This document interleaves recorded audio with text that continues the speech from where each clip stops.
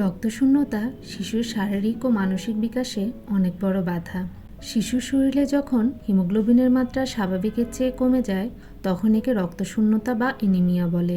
শিশুর খাদ্যাভ্যাসে ভাত, নুডলস, সুজি, সেরেলাক, গরুর দুধ বেশি পরিমাণে থাকলে রক্ত স্বল্পতা দেখা যেতে পারে।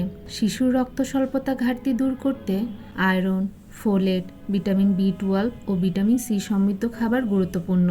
প্রাণীজ উৎসের মধ্যে খেতে হবে গরু, খাসি ও মুরগির কলিজা, শিং, মাগুর, টাকি, ট্যাংরা, শোল, চিংড়ি ও সামুদ্রিক মাছ, ডিম, বিশেষ করে কুসুম, মুরগির গিলা বা অন্যান্য অঙ্গের স্যুপ, দুধ বা ছানা।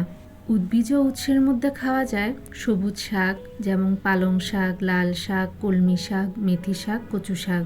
সবজির মধ্যে গাজর, বিটরুট, কচু, কাঁচা কলা, ব্রোকলি, মিষ্টি আলু, কচুরলতি, সজনে ডাঁটা, টমেটো।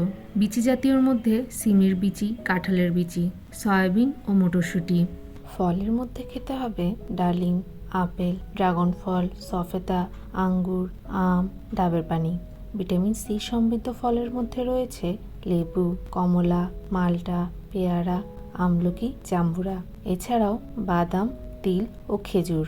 শস্য জাতীয় খাবারের মধ্যে দিতে হবে ওটস, জিরা, লাল চাল, গমের আটা।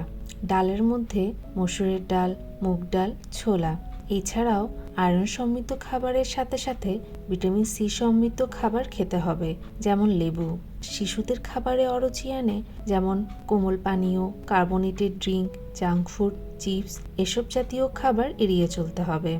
দুধ ও চা জাতীয় খাবার খাওয়ার সঙ্গে সঙ্গে আয়রন সমৃদ্ধ খাবার খাওয়া এড়িয়ে চলতে হবে।